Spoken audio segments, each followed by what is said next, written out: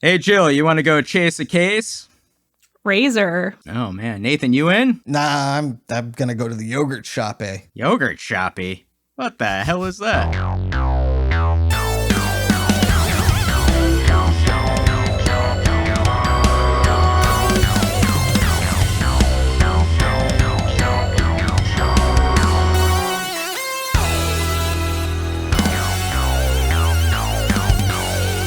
Hey, everyone.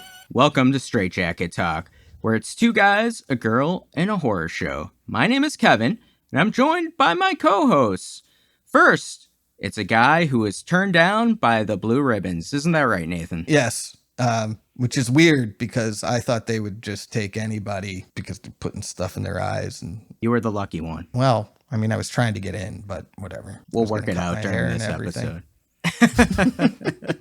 And next, we have a girl who knows the difference between bad, wrong, bad. It's Jill. Hey, what's up? I sure do. Are you guys ready to talk about our movie tonight? Because we are reviewing Disturbing Behavior from 1998. And listen to this coincidence. Disturbing Behavior was released on this day, July 24th, that we're recording in 1998. You planned 26 this. years old. Big old summer blockbuster, huh? You know, if this movie doesn't say summer blockbuster, I don't know what does. Yep, during the school year. Right. I know, come on.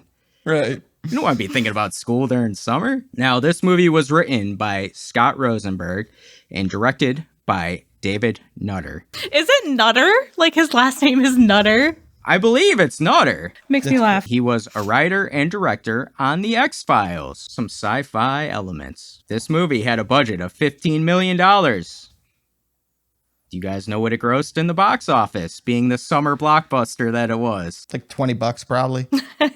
Nathan, $20? No. I'll go with 10 million. I don't think it did well. 12. Damn, you guys are right around each other. Well, Jill's the closest by edging you out a little bit, Nathan. Whoa, don't ever say that again. It made $17.5 million. So So- it still flopped. It didn't do well at all. No. Yeah. Listen to this, right? It was number 6 in the box office. Do you know the other 5 movies that were ahead of it? God. 98? Yeah. Oh, Jesus. This is not a good game, Kevin. Can you Let give me- us the options and we put them in order? Well, the options are they all should have been like number 1. It's insane. Listen to this lineup. Number 1, Saving Private Ryan. Okay. Number 2, Mask of Zorro. Now, I know that's not a great movie, but it's an IP. Come on, Zorro. Yeah. Number 3, Lethal Weapon 4. Number 4, Something About Mary. Number Oh, shit. 5, Armageddon. Oh, wow. Yeah, that's a lot of really huge hits, huh? Yeah, pretty crazy. 98 Now, I'm was not stacked. saying that this movie like should have been number 1 at all, but it was pretty stacked against them from the beginning. Yeah.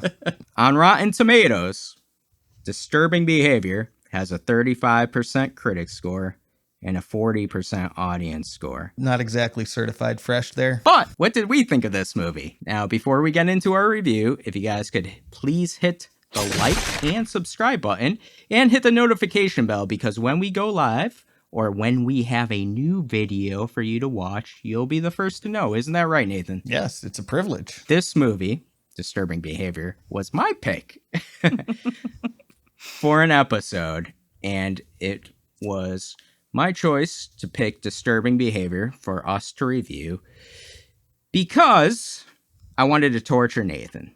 Now, this movie has some pretty big nostalgia for me. I saw this movie when I moved to where Nathan is, and right before 8th grade. So, like, it hit me kind of perfectly with some of the themes in this movie of the lead character, Steve. You're the or new kid? Steven. Right, I was the new kid. Yeah. So Did I was Lorna come up to you when in the hallway or anything like that? No, you know what? I had a lot of people that were pretty standoffish. No blue ribbons. But you know what? I was looking for my Gavin and my Rachel, and I found Nathan. He was like my Rachel. Aw. We're Razor. soulmates. That's Right. Right. It was cool though, this movie always struck me as something different that I hadn't seen before. And it was at the time because I saw a lot of the 90s kind of horror with Scream and I Know What You Did Last Summer. And this seemed a little different. So it always stuck out to me. And I remember that. Watching it now, all this time, because I haven't seen it in such a long time. I used to watch this movie all the time. I went into this expecting to be like let down and disappointed. And some of it I definitely was, like, because nostalgia does some things for you. It brings you to a point of a movie where you're like, kind of look over its flaws.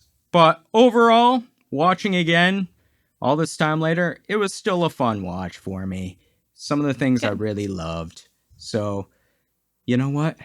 I want to hear your opinions. Jill, what's your overall thoughts? Is this your first time seeing Disturbing Behavior? Yeah, this is my first time seeing Disturbing Behavior. I'd heard of it, but for some reason, I always got it confused with Cruel Intentions, which I've definitely seen a bunch of times, but never this one. So when I first put it on today and I saw the intro credits, like the intro scene, I was like, oh boy, like I'm in for it. This looks cheesy, like the special effects and everything. But once it like literally started, I was kind of really into it because it just really like transported me back into, the late 90s, early 2000s. And those were the kind of movies that were out. And they haven't been replicated. Like, we don't have the same teen culture that exists today for youth. And they don't have the same type of movies where, honestly, they didn't really age well, but you could say and do anything in those movies and no one would be offended. And you just don't get the same comedy or, like, I don't know, the same type of material that we did in movies today. So I feel like it's kind of like a lost, not art, but kind of. I really liked it. You brought up a good point, because I always feel like when I watch these movies, because, especially I am a child of the 90s and this culture was my culture. I just feel like this is kind of like when older people watch like old James Dean movies and stuff, and you're transported into like that nostalgia time. This kind of felt some of that too, where, and I feel like if you show this movie to like younger people, they would be like, what is this? This feels old timey. Nathan, what do you think on this movie? Is this your first time watching Disturbing Behavior? No, actually, it's not. But I was not aware of that until I started watching it. I definitely saw this movie in your basement. Did I make you watch this? Yeah, you definitely did. You definitely did. And the fact that I didn't remember that I watched it might tell you something about what I thought about it Not back a good then. sign. That's a poor form. Things just happen. People just show up out of nowhere. Yeah. The dialogue is terrible. This is a bad movie. Also, I enjoyed it. Okay. It has the acting is terrible. Katie Holmes is terribly miscast. But I don't know. It has a certain charm to it somehow that I still ended up enjoying it. I know this isn't a compliment, but it's almost like the same charm as like a middle school play, maybe. Where none of it's good, none of it works, but I'm still having fun. Oh yeah. So yeah, that's kind of the way. That's my overall thoughts about it. I'm gonna make a comparison that you're probably not gonna make, but this reminds me of on the Mouths of Madness a few reviews ago. We did a review on Event Horizon, and yes, Nathan said a felt similar kind of thing. Yeah. Where it was like, That movie this was isn't stupid. good, but I enjoyed it. Yeah. The movie was stupid as hell. I loved it. The other comparison is this movie also has a director's cut somewhere out there that's 115 minutes long. This movie was only 84 minutes long. Yeah. The thing about that is there's a lot of problems I had with this movie that could have been solved by longer length and explaining things that was just cut out. But then there's other problems like where it wouldn't help at all. So, Yeah, it's like a give and take sort of thing where like yeah. some of it could help, maybe not. Being longer, maybe it would have been worse for you because it would have been a longer. That's what she said. Yeah. Oh, I'm just thinking like they go to the insane asylum, right? And they're on a boat to get to the insane asylum. yeah. I watched it on Tubi, so there was ads. And they're on the boat, and then an ad played, and then all of a sudden they were just in the insane asylum. Yep. They got And there. I was like, Yeah. did the movie keep playing over under the credits and I missed how they got in? Let's go.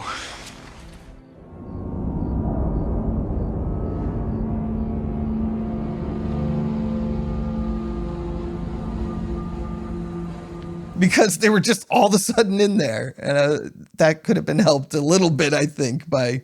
I'm sure there was a scene where they actually broke in, but it just seemed like they found their way in there. It was no problem. Like, I see what you're saying, and I agree. Like, they had a lot of those. I think what's crazy about this movie, particularly with the director's cut, is... like I said, the original cut had 115 minutes. They had 5 test screenings for this movie, which is a lot. And yeah. it was one of those deals where the studio and the director couldn't agree on their vision because the director, he was, like I said, the X-Files guy. He wanted more sci-fi. He wanted more character-driven story.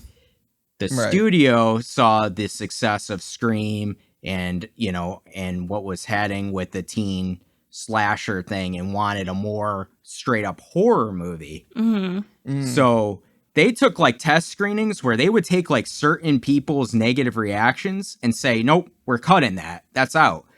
Like, and they ended up butchering it. And then they put stuff back in it by the end and they hired like a new editor. The thing I heard, which was crazy, is the director actually wanted his name completely off this movie at one point. Yeah, because I read they that as butchered well. his movie. Yeah. So I don't know. Jill, what do you think? Do you think like more would have helped or hurt? Like you said, there is a really big divide between the horror aspects and then the sci-fi aspects. And, there's no harmony between them. I would have liked more horror. Because actually I really love that scene where I forget her name, but the girl, and like the shard, she like bangs into the wall or something. Lorna. Yeah. I loved what happened with her. And then she just is like, I gotta go. I gotta study for like my physics exam or whatever. Jesus Christ. Wrong, bad, wrong, bad. I have to go home. I have a big physics test tomorrow. The use of blood and everything that happened, it's not even a kill, but I thought it was really cool. And I would have liked more of that aspect. I feel like more of that. I agree. Yeah. Yeah. And I feel like the sci-fi was so not effective. And it could have been, like, it's a cool idea. It really reminded me of Stepford Wives, but make it high school. And I really wish they also like leaned more maybe into the sci-fi instead of making it cheesy, because so much sci-fi is cheesy, but it has the potential to be good. Yeah. So I didn't like the ending. Like you said, there's an ad, right? I thought a different movie was now playing at the end. I was like, oh man, like what movie is this? And it's the same freaking movie. They just go in a different direction. It's funny. First off, that you mentioned the Stepford Wives because they were heavily influenced by the Stepford Wives. That was like the main. It was almost like a remake, right? Yeah. It was like the director specifically had, this retelling vision with that. Right. in mind, there were scenes cut, and you can actually see them on YouTube, where he had more homages to Stepford Wives with some of the dialogue scenes that were going on. Okay. One of the big scenes that was cut was the ending scene. The original ending was that when they get back on the ferry at the end, like Steve comes after all the deaths, right? And he sees Rachel and they're like, oh, kissy kiss. Like, it's, you know, where are we going? We're going home. We're the only ones left.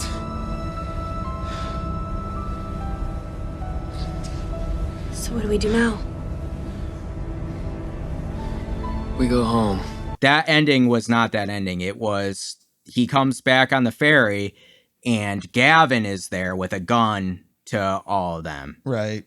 And then what ends up happening is UV shoots Gavin and Gavin dies. And it was more of a sad ending because he snaps out of his mind control and realizes he's dying.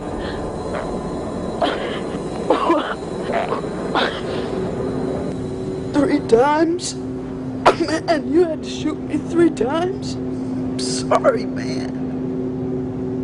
Oh. It's a kind of bad way to go for that character versus this one, which has him as a student teacher at the end. Would that have taken away some of the charm of this movie in a way, though? All of a sudden making it sad when I've just been laughing at the silliness of all of it this entire time. Maybe, you're right. Maybe. You know? But then again, I didn't care that much about Gavin as a character, so I guess maybe it wouldn't have bothered me. I don't know. Yeah. Gavin's my favorite character. He's my favorite character, too. But you said you didn't care about him. That's correct. Oh my goodness. Next question. Damn, stone cold. I don't you know know what? to tell you. I do like the scene at the end of Gavin being the teacher, because I kind of like that like whole it could carry on sort of deal. But then when you stop and There's think a about to it. yeah, but then when you think about it, how is this going to happen in theory? He's not the doctor. He's not putting the brainwash things in. Yeah, I didn't think about that. Damn, that's going to shave a star off my score for this. Maybe it's like in Saw, he has an accomplice and like, you know, he's got like videotapes or something and he's learning this craft. I don't know. Oh, I just kind of wonder where Gavin went. I thought Gavin was in the crowd of blue ribbons at the end that got driven off the cliff. He wasn't in that. What did you think of the blue ribbons? Because I actually think some of what they did with them was really cool in the fact that they created this tension built throughout.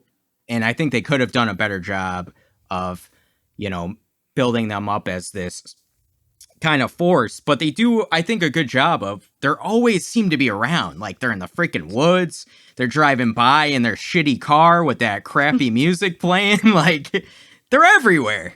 I was a little bit confused as to how the blue ribbons are still considered the good kids when they're constantly committing public acts of violence. And I was sort of wondering, why aren't the parents of the other kids getting mad about that? Because they act as a gang.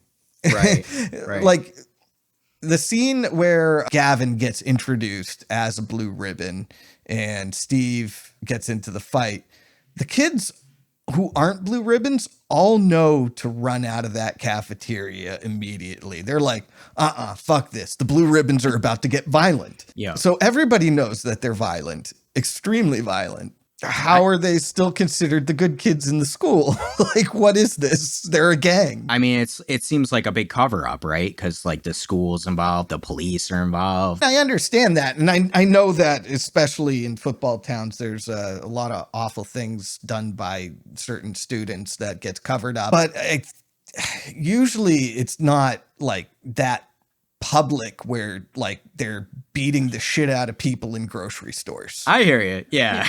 You know, if it's going to get covered up, you got to make it a little easier to cover it up is all I'm saying. Now that you say that, though, maybe that's a theme for some of what this is, though, too. It, you know, because yeah, you know, I know this is a movie and everything's amped up, but there is bad behavior, especially in football towns and things that occurs with kids and it gets covered up. What do you think, Jill?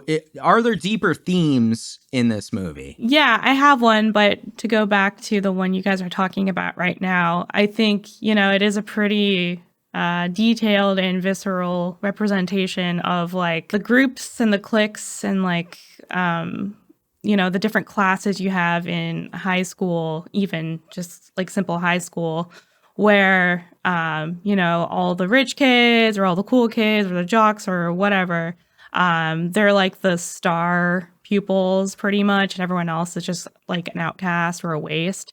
So they get treated a certain way while everyone else gets treated a different way in society. And I also think that there's just going back, we haven't talked about this yet, but the whole, hey, do you like Kurt Vonnegut quote that we all love? Slaughterhouse-Five. What? Give me that. Forgive me, Dad. The hell's the matter with you? Do you like Kurt Vonnegut? There's a lot of underlying themes in Kurt Vonnegut's work. You know, he has a lot of like dystopian fiction. Right. And a lot of it is about being institutionalized. And I feel like the late 90s / early 2000s, being institutionalized, being homogenized as a society was like a really big topic. Like people wanted to break away from that. People wanted the freedom to like celebrate self-expression and like be individuals and all that kind of stuff. So I think this, even though it's a silly little movie, it does bring up a lot of big ideas that were very current and contemporary, like at the time that this came out. So I think that's cool. Yeah, I agree. Did you think they were gracefully handled, though? No, but I didn't expect to go in here and be like, oh yeah, I can see all the classism and, you know, Right. things like that here. Because it's still just like a silly little movie, but Right. I do like the ties to Kurt Vonnegut. I think that's super clever, but also funny as hell. Yeah. As well as the scene where the Rat Man is like about to sacrifice himself. Mm-hmm. And he's like, hey, teacher, leave them kids alone. Hey, teacher! Leave those kids alone! That was when I knew I was watching a piece of film art. I was like, this is amazing that they're doing this and getting away with it. That was, I totally agree with that. I laughed. Oh my gosh, I laughed. Like, there's no teacher there to begin with. Yeah. And you're just quoting Pink Floyd out of nowhere. Because. Just badass. That scene only would have been better with some fire in the background. Ratman is the coolest character, and I think he's awesome because he pretends to be crazy, right? And dumb, so society will overlook him and leave him alone, and it works. Didn't you ever want to just disappear, lunch boy? Poof, you're gone. You'd be surprised how interesting people become when they think you're really stupid. And it's also a cover-up for what he's actually doing. Everyone thinks he's just obsessed with rats and being weird, but he's actually like figuring out how to control the mind-controlled people. Hold on. Yeah. I didn't get that.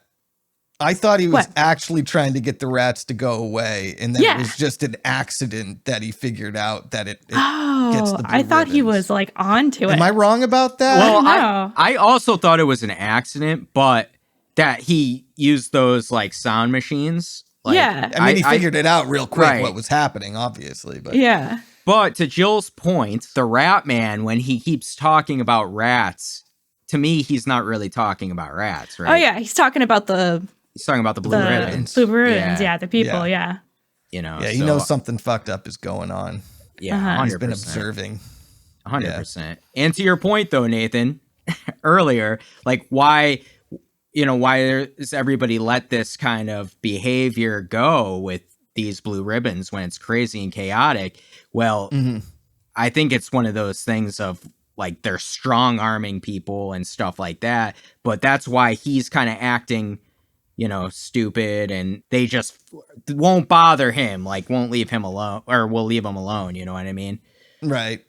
Because there's That makes probably some sense. fear with the parents and stuff too, you know, like I would Yeah, think. there was one scene that made me think there's got to be something more to that was left out. Like when the cop told the gas station, "Hey, it's time to close now," and he goes, "Yes, sir, time to close." And Hi, Officer Cox. Closing time, Frankie. Yeah, it's getting late. the shop owner has got to know that something fucked up is about to happen. There's got to be more to it that was left on the cutting room floor that without it was just made it this giant plot hole for me. That Right. I think too, they establish right from the beginning that there is this conspiracy or cover up, you know, because you have the cop getting shot. First off, they open the movie with a fucking blowjob. I mean, come on. That's got to get props, no? I forgot about that. I forgot there was a blowjob. Here's my question, right? It's actually a good scene. I thought the movie was going to be much better from that scene. But Here's my question on that, right? mm-hmm. He's going down on him, and all of a sudden, you know, he flips out, like his mind control thing. He's got to keep his bodily fluids. Yeah, fluid boy. Yeah, fluid boy. Which doesn't make sense. His game is until Friday. I mean, you don't have a buildup of fluids? Anyways, my big question He's here. a teenager, for God's sake. I know, shit. Is he takes her head and fucking twists it. Self-mutilate this, fluid boy.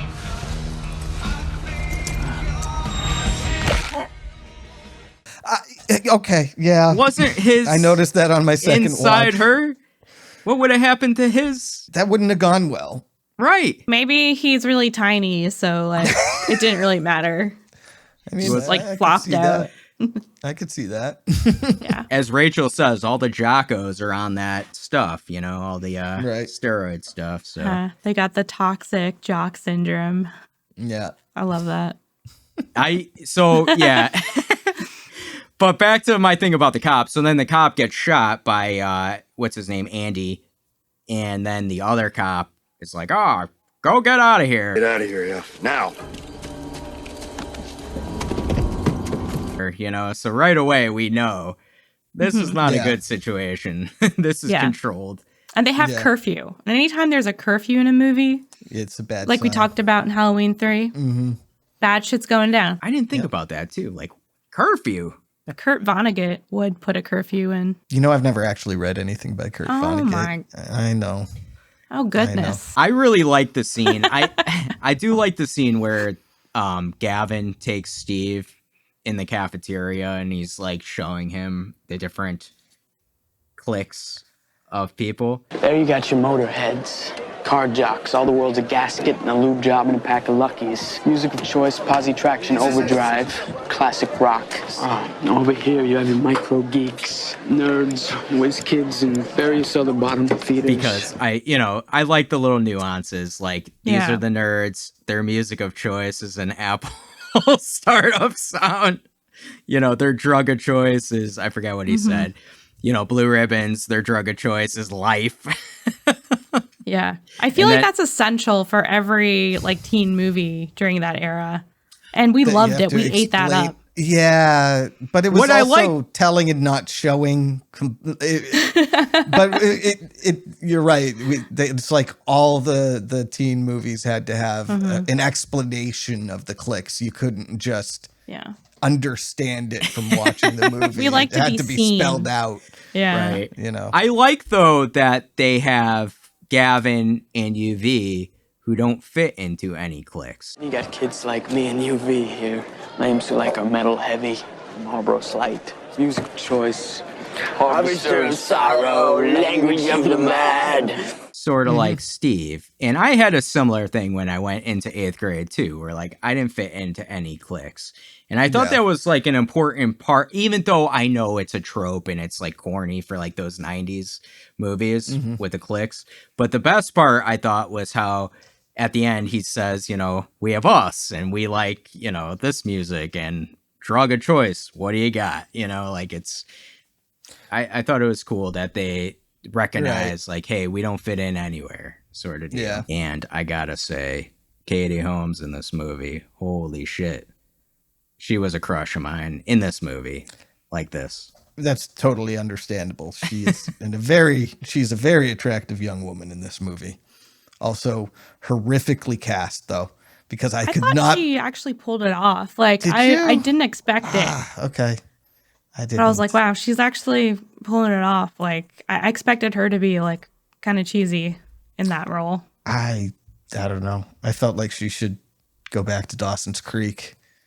I just didn't believe her in the like the badass alt chick thing. It was like almost like she was too cute for.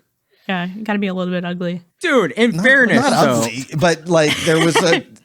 Gotta have a streak of ugly. No. That's not what I meant. In fairness, somebody who looks like her would not be by herself in these. I mean, she's gorgeous. You know what I mean? Like, it's these 90s movies too had like this and like She's All That, where they cast these like beautiful girls and they're ugly, they're wrong. Like, you put them in glasses, and put the hair up, and oh my like, God, try and convince the audience that they're not attractive, right?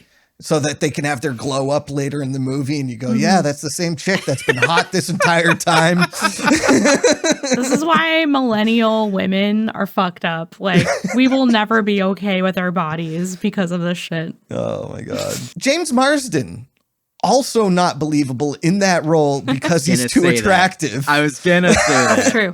That's true. Like he should have been he should have been the head Blue Ribbon. And find somebody else to play the Steve. I thought originally this movie was going to end with James Marsden becoming a Blue Ribbon, and then somebody was going to give Rachel was going to give some picture of them all at the, like, you remember the scene where Gavin had the picture of Trent and all the other guys that became Blue Ribbons? I thought that was going to be it, like at the end of, now you can see he's a full-on Blue Ribbon, but it didn't go that way. But you're right, James Marsden, dude, Cyclops, and he's hanging out by himself. I don't believe that. No, neither do I. Maybe he's like smells weird or something. I don't know. Katie Holmes actually had a deleted scene that really kind of helped her character. Actually, a couple deleted scenes that helped her character a little bit. And especially the relationship between her and Steve. And I think that those scenes, if they were added in, would have made her character this more kind of well-rounded character. Because I think a lot of it is like, look at me, I'm the tough, cool chick, and I'm going to dance on my truck.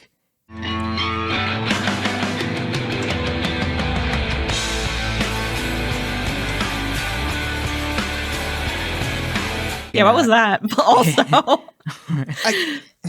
what was that, Nathan? Someone explain. I laughed so. Oh my God, I saw her dancing. Jill, on the you never truck, danced on your truck? I was like, oh well, that trick's attractive. What? Oh my God, it's Katie Holmes, and I started laughing because I was like, this doesn't work. But sorry, that was a little weird. Now that I'm remembering it, I feel a little icky thinking about it. Icky. The mom jeans. There was a little icky scenes in this too with Chug there. What'd you think of Chug? Awful. Well, he was obviously one of the most evil characters in the movie. You know what he did to Katie Holmes there was bad. You couldn't repulse me more if you were made out of equal parts of shit and maggots. Yeah. That way? Chuck, I'll scream. I swear to God. Yeah. Yeah. Yeah, what do you think will happen if you do, huh? I'm a Blue Ribbon, baby. Team captain. You're not the one to trash that dude loved all. And then she was saved by the Rat Man there, Mr. Newberry. Yeah. Yeah, he was he seemed like the quintessential bad guy jock character, right? Yeah, from the very beginning. He was well cast. Yeah. And actually UV and Gavin were both well cast too. The problem was the two main characters for me as far as casting goes. Everybody else worked for me as far as casting goes, even if not all the acting was great. But I thought Nick Stahl was really good as Gavin. I was really excited when I saw Catherine Isabel. Okay, let's just put it out there. I knew you would be. Yeah. Even though she doesn't have a big role. I don't even care. I didn't even know she was in this. I was watching it and I was like, kind of looks like Catherine Isabel, but there's no way. I've never heard of her being in this. And she looks really young. And then I was like, that's absolutely. Yeah. This is 2 years before she did Ginger Snaps, right? Mm-hmm. She did Ginger Snaps in 2000. What's going on? I don't know. I feel like mind controlled. I feel like we have a little bit of a lag going on. Wrong, bad. I'm flipping. Yeah, I wanted to see more of her character too, and how this town was affecting her character, Catherine Isabel, as she got the bracelet. And all those boys seemed to know who she was. Right. Ooh. Do you think the plan was to eventually turn all these kids into Blue Ribbon kids? Because Gavin does make reference, like, they won't go after UV. But is he right about that? I don't know. What is the plan in general? I don't know either. It's so confusing. That's why it doesn't work as a science fiction movie. Why? What is he amassing an army to take over the world? What is the doctor doing? There's no motivation. No. There's no plan. I think it's one of those cases of, like, Dr. Frankenstein. He has a God complex because at the end, when he's fighting Steve, he says science is God. There'll always be other towns and other troubled teens and other worried parents. Science is God. And I think he has this idea of, I'm gonna create this super person that is... We're not going to compare that to Frankenstein. Well, you know what I mean. But to what end? I mean, I understand. Is it just to experiment? Or... Right. He's just fucking crazy. And he got these fuckers to believe in what he's doing. I don't know how. I find this unsatisfying. Nathan, how did he get the funding to do all this? I don't know. I have so many questions. Where did he get the funding to do this? When they go to the mental hospital, why are the patients just walking around bleeding? You know? Dude, I was so confused because I thought it was like a dilapidated, abandoned psych hospital, and then people started popping up. Yes. And I was like, oh no. Yes. There's not good treatment there. Especially the dude chewing on his toothpaste. The dude chewing on his toothpaste. That's all I picture. Oh my God. Now, is it okay to punch a psych ward patient because they won't shut up?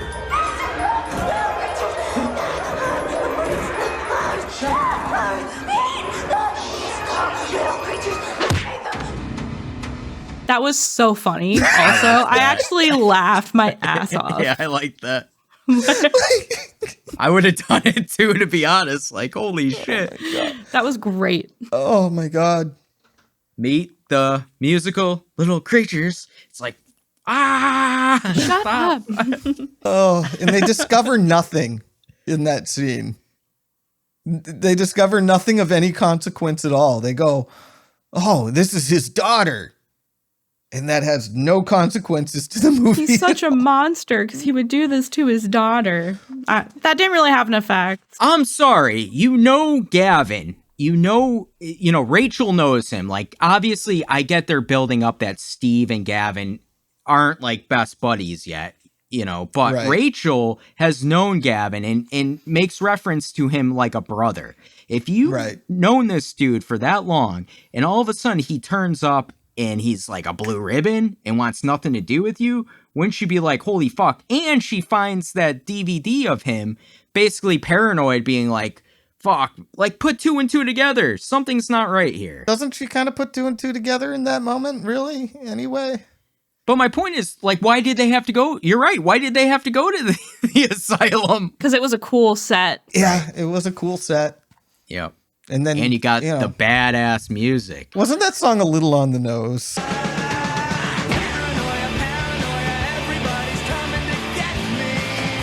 Also, I was like, wow, but it was very apt for that time. I feel like watching that back then, we would have been like, whoa, that is so cool that they did that. Yeah. But looking back, reaction. it's like, yeah. They put in Flagpole Sitta. Flagpole Sitta, one of my favorite songs of all time. And it's a great song, but it got me amped up. It was a great, listen, it's a great song, but I groaned when it started playing in that moment because it was just too right on the nose. I love that song and The Flies, Got You Where I Want You. It's a great song too. I love that song as well. I have been saying nothing but bad things about this movie. What did you like from this movie? I liked that it was from the 90s. Nice. It was so 90s that it just, I'm sitting there watching this thing going, that's bad, that's bad, that's bad. But I was just enjoying it because it was so nostalgic and all the music was great. And it brought me back to high school when you have these delusions that the people who share the same interests as you are better than the people who don't. You know what you know what I'm saying? Yeah. Like the whole blue ribbon thing is the delusion that, the alternative kids have that they're just better than the jocks. When in reality everybody's just trying to make their way through a confusing time in their lives. I don't know. All of that just worked for me, even though none of the technical aspects of it really did. That was well said. Yeah. I think that's another theme too that I thought about is this trying to find yourself sort of deal and where do you fit, and even not only with the kids, like you said, like the groups, like us versus them, but it's also like kids and adults too, and parents. And how do you help your kids? Because I think like some of those parents are trying to help their kids through. I think all of them are, but yeah, through this difficult time that's, adolescence and being a teenager and things like that. This may sound kind of strange, but although we couldn't be more pleased with Andrew's improved studies, he's become somewhat different since returning from your weekend enlightenment seminar. And I think there's a theme too of what's normal versus being different. And like Jill said, standing out a little bit and all that stuff. And in the end, what I thought was cool is the kids who weren't considered normal were actually the normal ones. Well, they were the good guys in the movie. Yeah. Right. Yeah. I mean, isn't that kind of a trope too? The outcasts are the good guys. You can't judge a book by its cover. Don't judge a person by what they read. What do you think, Jill? What was the question? I'm sorry. Do you like yogurt? I love yogurt. What was the real question? I was just asking, do you think there's a deeper meaning of these kids trying to find themselves? I can't say it any better than Nathan just said it. He just put it so eloquently. Like, everyone thinks they're better than, the other group, but, it's a really hard time. We're all just trying to make it through. I think that's like a really mature perspective. And it's easy to forget that even when you're a grown-ass adult watching a movie with, all this like little clicky stuff in it. What I enjoyed is the blue ribbons, right? They're supposed to be the positive ones and stuff. And especially when they beat up Steve and they have him strapped to the gurney and they're bringing him in to do his mind control thing.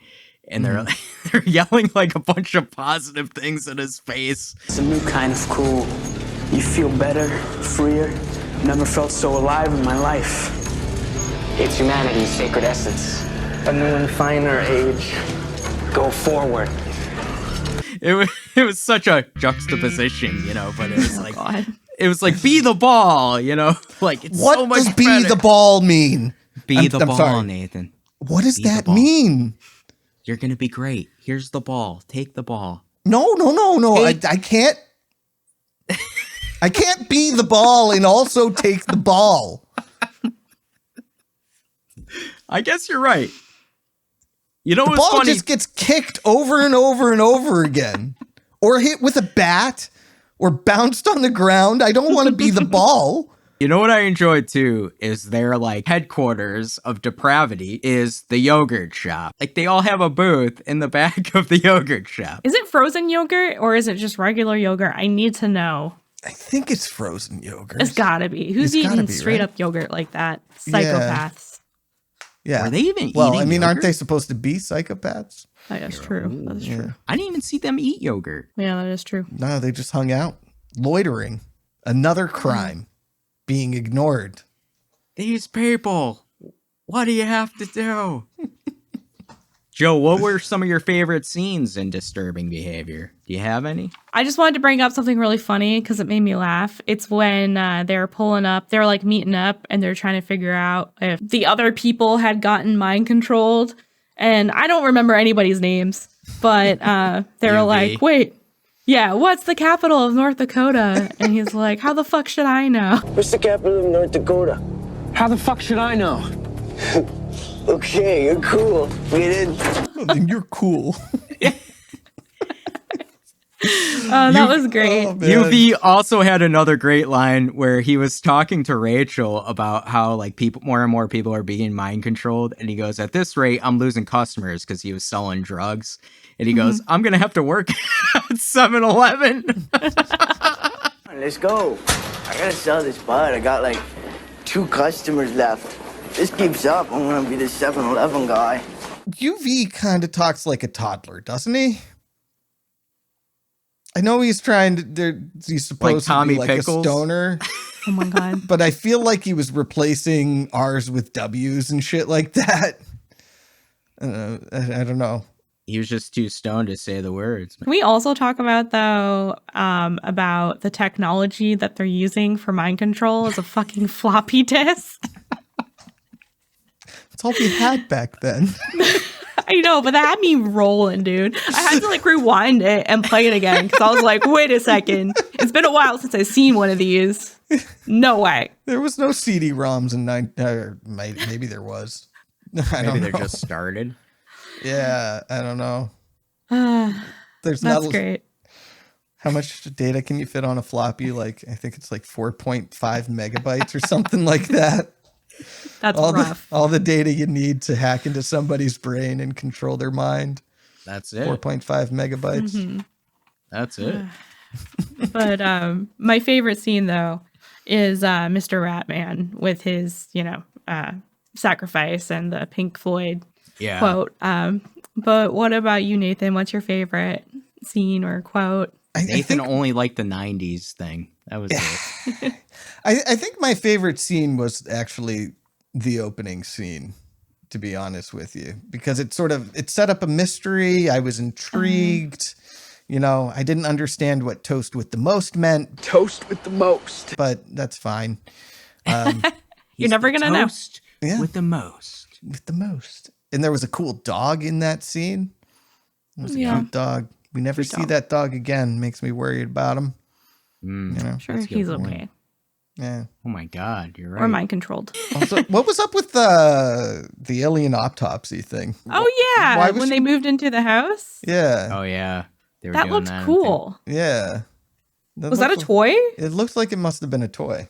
Like, okay, I was wondering if you guys actually like had one or something. No. Okay. Maybe that was a little nod to the X-Files thing too. The alien. That would make sense. Yeah. Gotta get some sci-fi in there somehow. You know what I wanted to see more of? And I remember when I saw this originally, I was always kind of scared when they did those clips of his brother on camera. Mm-hmm. And you know that he killed himself.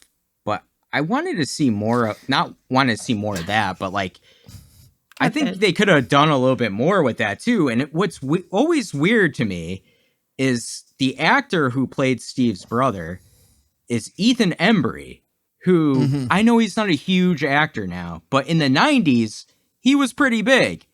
He did Can't Hardly Wait.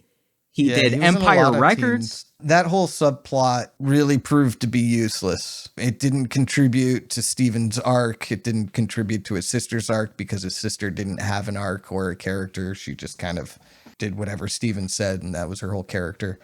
Right. I kind of felt like that needed to be way more fleshed out, because it was just kind of like you had a few scenes that had no effect on anything else. They had a deleted scene that I think would have helped a little bit, and I don't know the full version, but the deleted scene was that dialogue between Steve, or it was more of a monologue where Steve was telling Rachel on the ferry about his brother. And he starts going into about how his brother killed himself.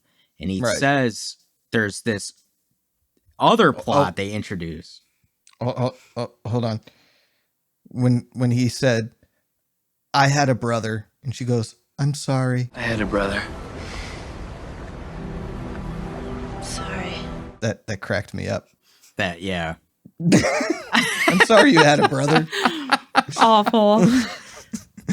Because he didn't say he died. He just said, I had a brother. Yeah. And she goes, I'm sorry. It's a bold assumption. Yeah.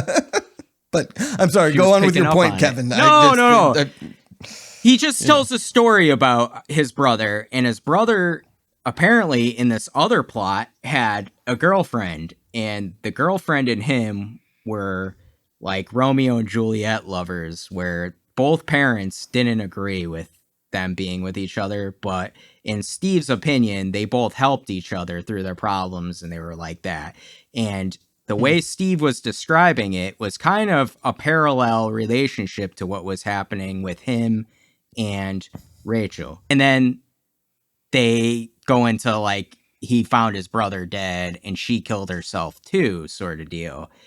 And while a little bit of that seems like, okay, that's too on the nose with the Romeo and Juliet stuff, what I do think it would have helped is a little bit more to his brother's suicide and a little bit more to Steve and Rachel's relationship and what was going on with them. Anything to flesh that out would have been welcome. Yeah. So I'm guessing what you're saying would have fleshed it out a little bit. There's like 3 little scenes where he talks about it, but other than that, it really isn't even a part of his character. It's consequenceless. Yeah. I don't really care for any more story because I don't even really care about the characters in this movie too much. But what I took away from his brother's suicide was that that's the reason why they moved to this island. Yeah. Was to, maybe give them a better life, or maybe the dad was even like in cahoots a little bit and thought that this might be a good environment for his children so that they didn't go down like a destructive path like their other son. So to me, that was always just motivation as to why they moved in the first place. And they should have just left it at that. Probably. That actually it makes sense. Yeah, that is a consequence to, I guess I was wrong about that in a little bit. The scene that always makes me feel bad, and even on this rewatch that I had, was the scene where Gavin takes Steve and they break into the school to the Blue Ribbons meeting, and they're listening through the meeting. And I know it's going to happen, but it almost feels like I feel bad for Gavin, in a way, because he knows he's the one that really knows what's going on. And he knows that all of a sudden his parents have are signing him up for this Blue Ribbon program. We find out. Candidate is a C- student, yet has A+ potential. February candidate confirmed. Training to begin ASAP. Shit. Now, join me in welcoming into our circle of friends, Ernest and Lucille Strick. I thought it was funny too, because when they were kind of going over the kid, they were like, "Oh, he's a C student, and he spends his time masturbating." Listening Poor to son rock. of a bitch. Yeah. But I always feel bad because then there's the scene after where Gavin has the gun, and Steve is like, "Whoa, I have to go home. When I get there, they're waiting for me. I'm gonna smoke them all. You hear me? Everyone who's at my house, Robbie, Waylon, Caldecott, even my olds, man." I don't know. It's just a scene that I still feel sad watching it because it's like the inevitable is going to happen, right? It's going to happen. And I just want like Steve to do something then. Taking away the gun is doing something. You're right. You're right. Like, he probably should have gone to the police with that gun too, actually, at the end of the day, especially since he doesn't believe Gavin's story. That scene didn't work for me. No. Dang, man. Yeah. Well, here's my last question for you both. Do you think this movie deserves a remake or a remake TV series, like a streaming series? Because I think you could actually make this a pretty cool series, in my opinion. If you did like an 8 to 10 episode limited run. Maybe get Mike Flanagan directing. I don't know. What do you think? Jill, what do you think? I am so sorry. This is going to sound so mean. But I don't think it really has like solid bones enough to make a full series out of it or even a remake. I feel like what made it so good was the fact that it's basically a time capsule for the late 90s. And that's what we like about it. And those things won't transcend time, especially the cultures being different. And they would have to like really remake it, make it more sci-fi, make it more horror. And by that time, why make a remake? Just make something different. Yeah. So wonder if they did a timepiece with it, like they did with that 3-part Fear Street series. Maybe do a small. That's true. I love Fear Street. Yeah, I like Fear Street a lot. Yeah. I don't know. Nathan, what do you think? Do you agree with Jill? Yeah, I kind of do. Because it's basically a reimagining of the Stepford Wives anyway. Yeah. So couldn't you just do a different reimagining of the Stepford Wives? Also, I never need to hear anybody call anything Razor again. Sounds Razor. So I definitely... So harsh. I don't know. I was reminded of like, it's like, this is, if Diablo Cody was bad at making her own slang, that would have been the slang in this movie. That's what I was thinking too, actually. Yeah. I kept thinking about Jennifer's body and how it worked. And even then they made up a lot of stuff. Yeah. In this movie, that slang was, but yeah, no, I don't think, I mean, I guess you could make a typical high school drama with mind control happening. With mind control happening like in the background, I suppose. But I don't know if that's something I'd really be interested in watching unless it was done really well. But I mean, you mentioned Mike Flanagan. So if Mike Flanagan is doing anything, I will watch it. So, and kind of a tie into Mike Flanagan, the actor who played the doctor there is in what's the Mike Flanagan show? There's a lot of those. Which one? Fall of the House of Usher. Yes, he is in Fall. He's Usher. Yeah, that's right. I just realized. Yeah. Oh, I didn't realize that. Have you seen that? Yeah. It's so good, isn't it? Yeah. I love Mike Flanagan stuff, and I agree. If they're going to do anything with this, they need something that's going to make it iconic. And right now, the thing that's iconic about it is that it's dated. Exactly. Well, I actually think that there's a lot of quotable lines from this movie. So we're on to quote or kill. Now, there weren't many deaths in this movie to pick from. So I'm going to go with a quote. And I always love the yogurt shop line where Gavin walks into the yogurt shop and he says, "The yogurt shop? Yogurt shoppy? What the fuck's a shoppy?" This place, the yogurt shop. Yogurt shoppy. What the fuck is a shoppy? I've quoted that so many times before. You Not did in an a while, Instagram post too. I know. Already. I'm going to bring it back. It's just an alternative way to spell shop. What the hell's up with that? What's up with that? What's up with that? What's up with that?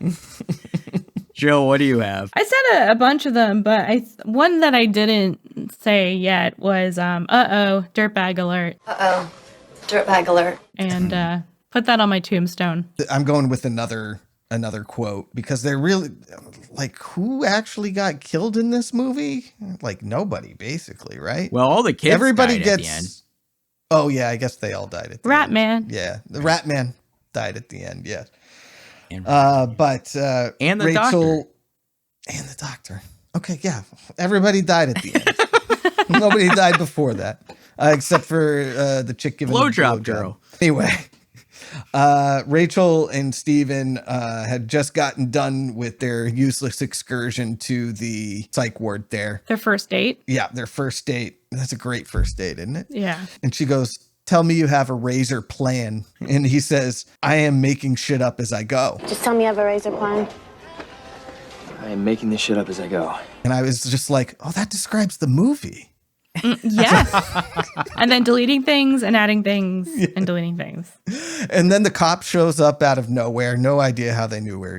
And then the Rat Man shows up completely out of nowhere. And then later UV shows up completely out of nowhere. Nathan. And then the Rat Man shows up out of nowhere again. This cop reminded me of the cop in Dark Harvest. He was always there. That was part of my problem. Yeah. Yeah. It was like, why is this dude always there? Oh my God. What? Oh man. Am I frozen on screen? You are very much frozen. What is going on? It's a great frame though to be stuck on. We want you to join the podcast. Yeah. How do I unfreeze myself? I don't know that you do necessarily.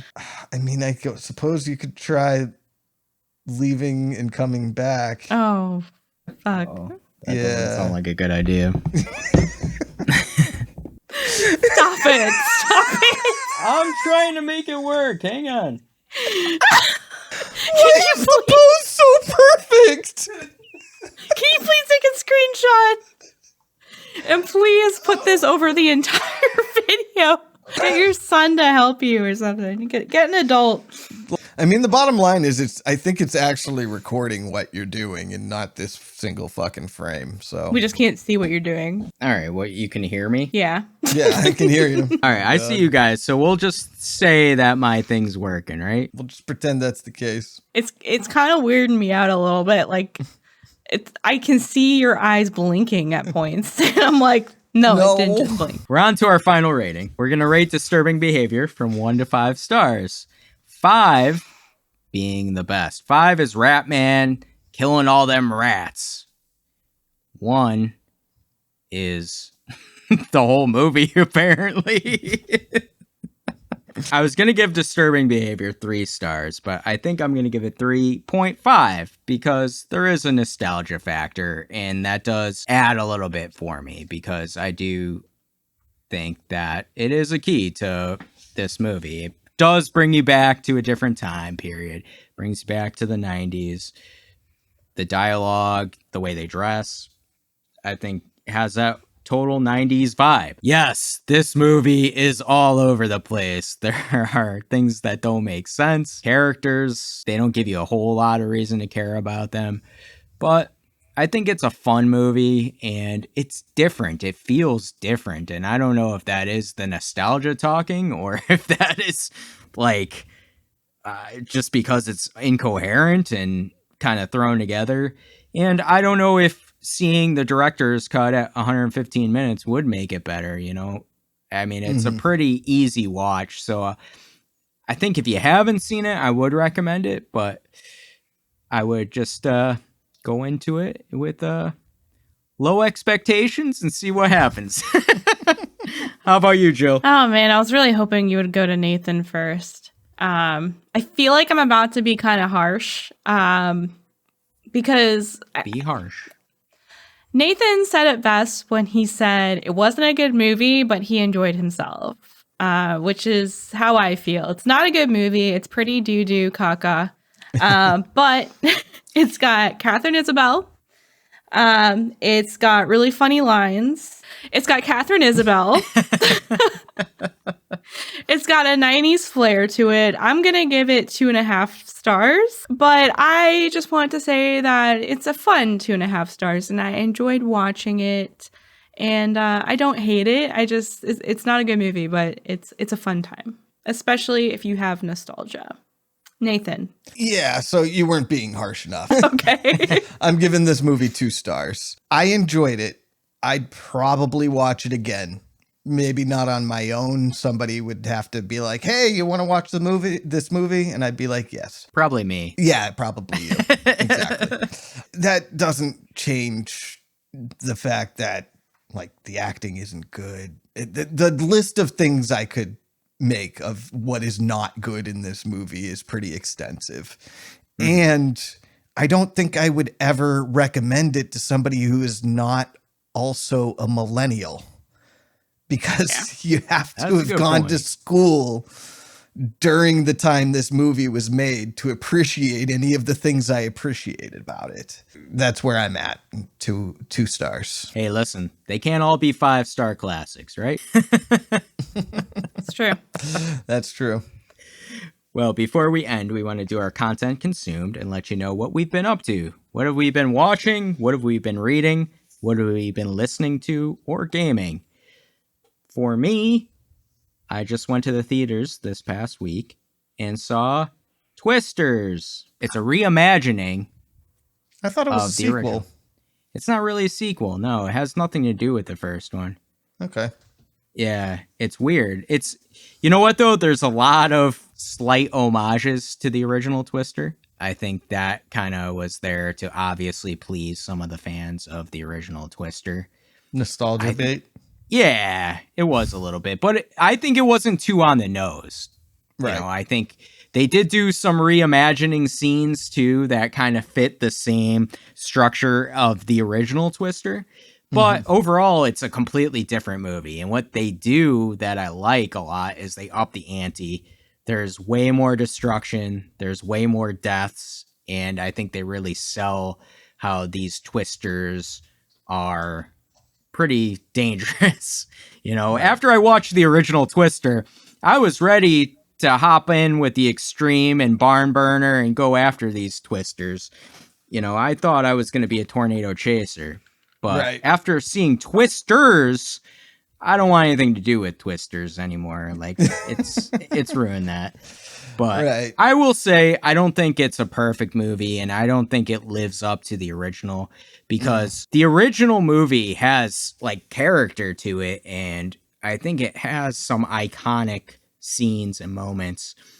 And I just think this one, even though I think is a good disaster movie and a good action adventure popcorn movie to go to, I think it's forgettable. Not to spoil anything from it, but at the beginning, they set up this really cool scene right away that gets you hooked and it gets you invested in the lead character. And then all of a sudden, it's like, I don't know, like I felt a disconnect after that. It was almost like they knew that they had the audience invested and didn't need to put any more investment into that, you know? Right. So I don't even know how this one is doing with the critics or anything like that. So I think it's got a positive rating right now on Rotten Tomatoes, but yeah. And I can see that. It's not a bad movie. Like if you want to go to a great summer popcorn movie, this is it. And you know, I think it is worth a watch. I just don't think it is one of those movies we'll be talking about, you know, 20 years from now, like we did the original Twister. Right. But I could also be an old man and living on nostalgia. I don't know. It's possible. Right. Well, that's it for me. How about you, Jill? One of the things that I noticed in this movie, was at the beginning, they're kind of talking about how all the jocks are like on steroids and they got like roid rage and whatever. I've been watching 2 things with like similar themes of that, I guess. One of those, I've been watching the show Dark Side of the Ring, which is about the dark side of wrestling. I had made it like halfway through season 1 before, but I got back into it and I'm like almost on season 3. And, it's such a good show, and there's a lot of stuff about like wrestlers getting brain damage and, you know, being accused of roid rage and like how that can change someone.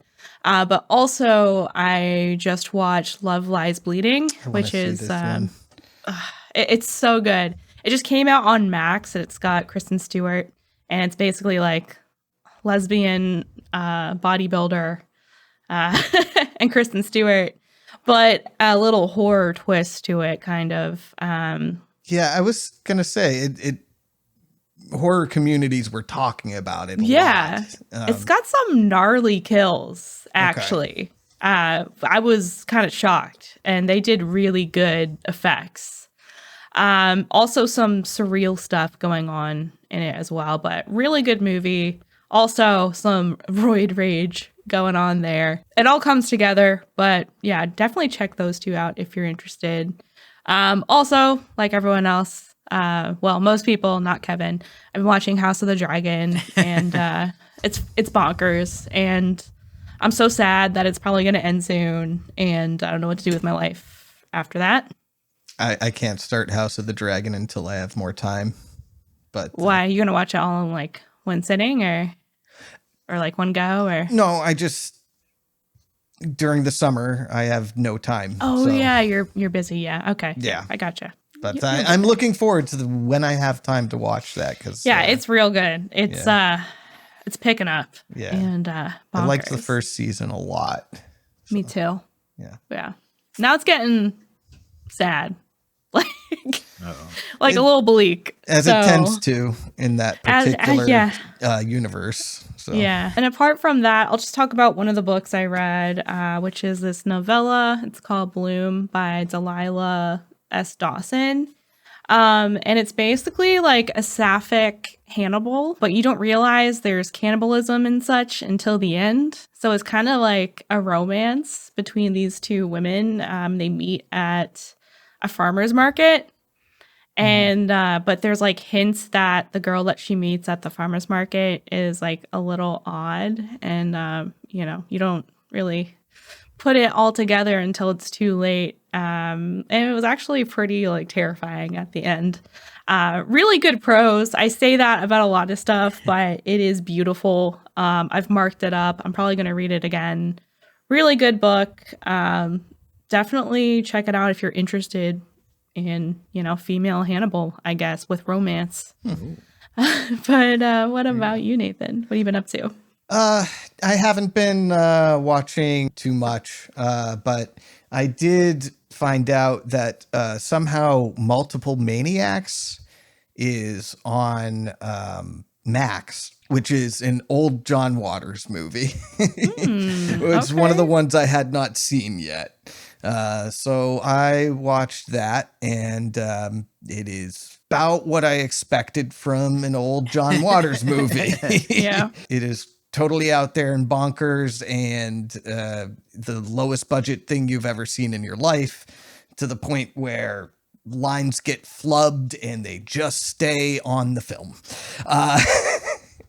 And, it starts off with the cavalcade of perversion, where they bring people in to watch the most disgusting things that they could think of. There's like the puke eater and stuff like that. At one point, Mink Stoll, who you will remember played Dottie Hinkle, sticks rosary beads up Divine's ass. Divine is a 300-pound drag queen.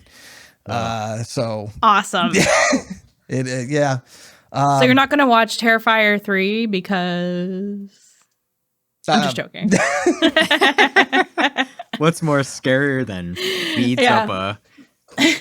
Well, last I checked, Terrifier 3 isn't directed by John Waters. Last I checked too. Yeah. If John Waters did something with that much gore, I'd probably watch it. But, that would slap so Where's hard. this one rate though for you with the rest of the John Waters movies you've seen? Okay, I wouldn't say it's actually a great movie in any way. I think it's very important to the history of John Waters, understanding where he started off from. So, I mean, if you're going to go to the old John Waters stuff, I would start with Pink Flamingos and then move forward from there, and then sort of watch Multiple Maniacs as more of an oddity than anything else. It does have a giant lobster in it, though, so that's hell cool. yeah. Yeah. Who doesn't love giant lobsters? Shows up out of nowhere, leaves to nowhere. It's great. Oh, is that it for you? Yeah, that's pretty much it. Awesome. Well, this was our review of Disturbing Behavior, We'll be back again soon with another review. But until then, back to the padded room with you.